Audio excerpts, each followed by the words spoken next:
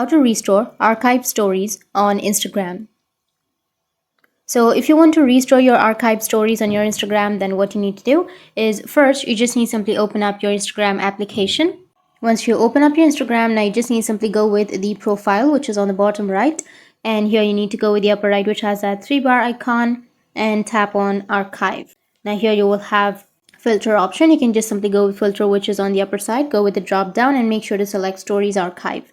Once you've selected your stories archive, now here if you've accidentally archived any story, then it will appear right here.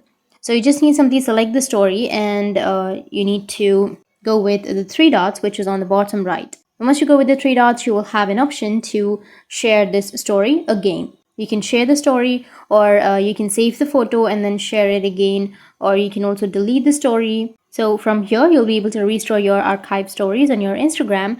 And if you have any questions, feel free to comment below. Thanks for watching.